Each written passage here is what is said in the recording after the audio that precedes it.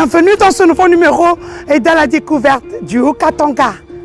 C'est toujours un plaisir pour moi de vous informer sur ce qui se passe dans la province du Haut-Katanga, dirigé par Jacques Yabula Katoué.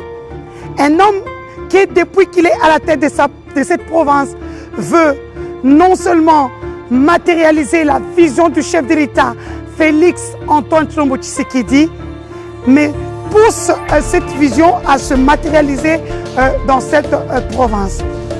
Une terre d'opportunités, une terre de fraternité. Bienvenue, je suis Denise du Sochois.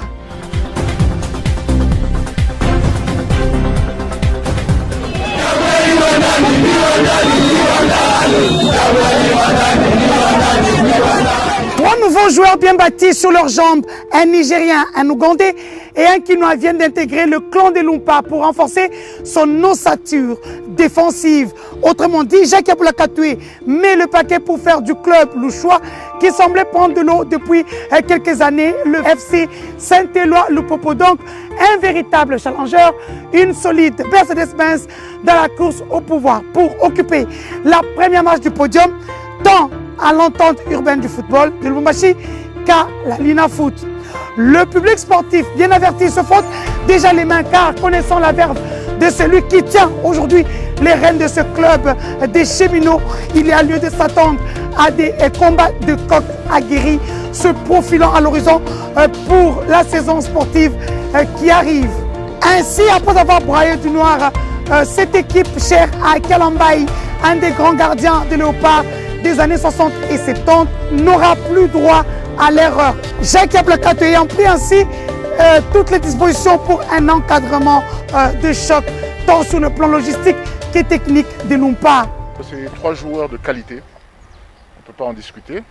Dar Kabangu, vous le connaissez, c'est un joueur très connu, un grand buteur. Et les supporters de Lupopo auront à découvrir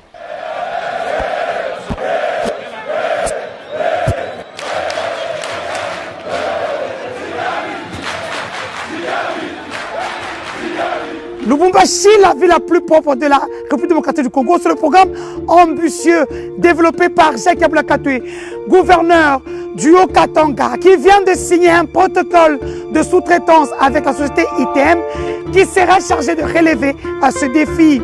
Le directeur général Mouhoumeno a pris la liberté de présenter des engins et autres outils de travail qui serviront aux ouvriers pour réaliser cette tâche. 3 balayeuses de voirie, des brouettes, bêches, râteaux et même des poubelles. Seulement, voilà pour y parvenir, Jacques Yabula Katoué a sollicité l'implication de sa population, invitant à avoir un comportement modèle d'appui et de participation aux efforts inlassables conjugués par le gouvernement provincial qui s'est saigné à blanc afin que le Lubumbashi soit doté des routes modernes à l'instar d'autres villes à travers le monde. Et même qu'il y a lieu de retenir ceci, la réussite de ce projet épargnera surtout ses administrés à des maladies dites des mains sales. Nous avons construit des routes modernes, des routes appréciées par tout le monde, mais nous avons un autre défi, c'est celui de garder nos routes propres. Et pour ça, nous avons un programme ambitieux de rendre notre ville la ville la plus propre du pays.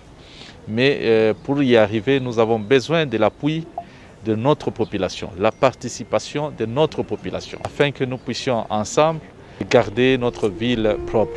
Ambitionnant de rendre Lubumbashi la ville la plus propre de la République démocratique du Congo, Jacques Yabula Katoué a réitéré la sensibilisation de la population sur l'intériorisation de la valeur de la salubrité. Les engins et équipements destinés à cette fin étant déjà disponibles. Au cours d'une séance de travail à laquelle était associé le vice-gouverneur Jean-Claude Kanfa Kimimba, le numéro 1 du Haut-Katanga, Jacques Yabula Katoué a invité les bourgmestres des communes sous la houlette du maire de Lubumbashi à se saigner à blanc pour assainir leur milieu respectif. Il est malvenu de voir la population vivre à côté des immondices sous la barbe des autorités municipales, elles-mêmes indifférentes. Chose qui a choqué l'autorité provinciale qui a ainsi donné à chacun de prendre comme il se doit sa responsabilité en main. La santé publique de notre population doit être le souci de tous. Toujours dans le même cadre, l'assainissement des villes, une usine de traitement des déchets vient d'être mise en service. Il s'agit d'un projet qui a la particularité de recycler des déchets pour en extraire du gaz, du carburant et de l'électricité. Projet qui a tout de suite attiré l'attention du boss, d'autant plus qu'il vient se greffer à celui de l'embellissement de la ville de Lubumbashi. Comme on le voit, le numéro 1 du Haut-Katanga s'emploie à fond pour donner un visage de jouvence à la ville de Lubumbashi, Watanshi, action qu'il compte transporter vers les autres villes du Haut-Katanga. Le commandant de la RVA Lubumbashi a été l'hôte de l'honorable Wandani avec qui il a partagé autour de la sécurisation de l'espace aéroportuaire envahi par la population ignorante et malheureusement rébarbative et têtue.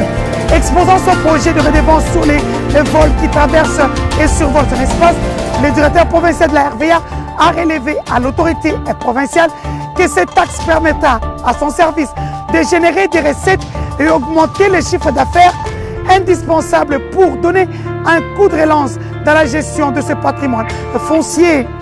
Le numéro 1 de la RVA dans le Haut-Katanga pense ainsi offrir du travail à la jeunesse. Moi, mon souci, c'est de voir en tout cas les jeunes avoir donc de vrais emplois. C'est ce que je lui ai demandé. Donc pour réussir ça, on doit augmenter donc du chiffre d'affaires. Il s'agit de la deuxième visite officielle de Mike Hammer dans la province du Haut-Katanga, ambassadeur de la mission diplomatique de Washington en République démocratique du Congo. Il a eu des échanges prometteurs avec le gouverneur Jacques Katoué ayant trait aux questions de développement entre les États-Unis et la République démocratique du Congo. Sur le plan sanitaire, politique, économique, agricole, voire l'éducation, les diplomates américains ont pensé qu'en faveur des opportunités de développement ainsi exhibées, il y a lieu de renforcer la coopération bilatérale entre les deux pays, eu égard aux moultes potentialités qui se dessinent dans les secteurs miniers. Une chose qui n'est pas passée inaperçue, dextérité du langage managérial du gouverneur de province, vite apprécié par son hôte de marque.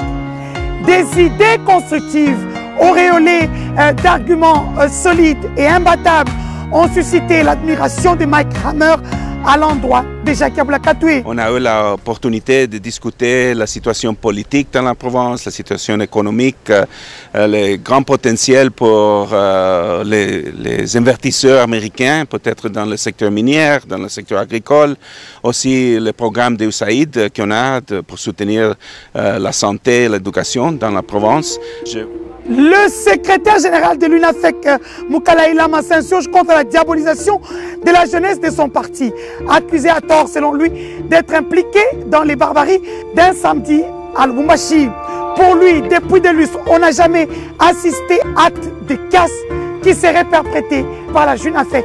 Il s'agit, selon ses propres mots, des infiltrés avec mission de créer ce tumulte pour saper la notoriété de ce parti qui attendait avec calme, dans la méditation, la lucidité, l'unimation du fait président de l'Assemblée provinciale du Haut-Katanga, Antoine Gabriel Kyungwa Kumwanza. En définitive, la direction de l'UNAFEC s'est dit très touchée par l'engagement du chef de l'État Félix-Antoine Tshisekedi ainsi que le gouverneur Jacques Katoué à offrir une sépulture méritée au Baobab du Katanga. Jacques Katoué est plus que rassuré dans la lutte pour la paix lors de sa prise de fonction en tant que gouverneur du Haut-Katanga, le troisième de la lignée, alors qu'il défendait le contour de son programme d'action quinquennal devant l'Assemblée provinciale du Haut-Katanga. L'honorable Jacques Katoué ne croyait pas si bien dire. Aujourd'hui, après avoir réussi à placer un bémol dans la hargne, un soutien majeur et pas n'importe lequel, vient d'apporter de l'eau au moulin de l'harmonie avec comme meunier le gouverneur du Haut-Katanga. C'est en posant du gouverneur Jacques Katoué que le Premier ministre Jean-Michel Sama Lukonde Kyenge a rencontré les autorités traditionnelles du Haut-Katanga. C'est dimanche 19 septembre 2021. Une occasion tant souhaitée et au cours de laquelle ces gardiens du temple et défenseurs des valeurs traditionnelles ont exposé au chef du gouvernement central des piles de problèmes qui minent les vécus quotidiens de leur population en divers domaines. Prenons tout le temps nécessaire pour les écouter. L'honorable Samalou Condé Kyenge a assuré ses interlocuteurs que bon nombre de leurs doléances trouveront des solutions appropriées dans un délai bref et que le président de la République, son Excellence Félix Antoine Tshisekedi, en route pour New York aux États-Unis d'Amérique, où il prendra la parole à la 76e session de l'Assemblée des Nations Unies, sera la première personnalité auprès de laquelle il déposera le carnet des doléances et autres préoccupations enregistrées afin de rejoindre le desiderata des autorités traditionnelles du Katanga. Cultivez la paix et soyez les garants de la cohésion sociale dans vos bases respectives. C'est entre autres le contenu des propos du premier des Warriors à l'endroit de ses interlocuteurs privilégiés, lesquels ont manifesté le souci de rencontrer le chef de l'État en personne lors de sa prochaine visite dans le Haut-Katanga. L'homme le plus heureux est sans nul doute Jacques Kabila Katumbi, qui, déjà lors de sa prise de fonction à la tête de la province, avait mis en place une structure de concertation qui a pour mission de résoudre tout conflit social ou coutumier au bénéfice de la paix entre le peuple Haut-Katanga et ceux qui ont choisi le Haut-Katanga comme une terre d'asile. Un message répercuté par Jean-Michel Samalou Condé Kyenge, invitant les uns et les autres à être des vrais acteurs de la paix sociale. Sous un autre registre, Mme Antoinette Samba Kalambay, ministre nationale des Mines, était dans le Haut-Katanga en mission d'évaluation de la situation de l'exploitation illicite de nos minerais par des étrangers, faisant perdre d'importants capitaux au trésor public de la République démocratique du Congo. Lors de l'audience lui accordée par le gouverneur Jacques Kabila Katumbi, la ministre entend rencontrer les exploitants industriels et artisanaux pour leur donner une ligne de conduite qui consiste au respect strict par tous de l'unique arme de travail qui est le code et règlement minier révisé. Et de conclure, nous avons le devoir d'appuyer l'État congolais à avoir des moyens de sa politique en payant la redevance minière. Très attentif à ces démarches républicaines et légales, le gouverneur Jacques Kabila Katumbi lui a garanti tout son soutien car ensemble, nous avons le devoir de contribuer à la reconstruction de notre pays, chacun dans son domaine. L'entretien franc entre le DG de l'OVD en mission dans le Haut-Katanga ont gravité autour des travaux de construction des routes de la province supervisées par l'OVD au Katanga, bien sûr. Il a d'emblée salué le sens de renouveau affiché par Jacques Kabila Katumbi, dont il a apprécié la détermination à estampiller un cachet de jouvence, programme d'entretien routier financé par le gouvernement central. Monsieur Mouepou, qui n'a pas tari d'éloge l'engagement ferme du jeune gouverneur dans sa vision de la refondation de la province, effectuera une mission similaire à Kolwezi et à Kamina. Et oui, comme je vous le dis souvent, les bonnes choses ne durent jamais. À la découverte du Haut-Katanga, c'est terminé pour aujourd'hui. Merci à Wabasson qui était derrière le son et les images de cette production de ce jour. Merci à mon équipe de la République démocratique du Congo, spécifiquement à l'équipe de communication du gouverneur Jacques Kabila Katumbi. Vaut mieux tard que jamais. Carnet rose dans cette émission. Joyeux anniversaire à Madame Consolate Ekanja. Elle est conseillère en communication du gouverneur Jacques Kabila Katumbi. Je vous dis au revoir et à bientôt.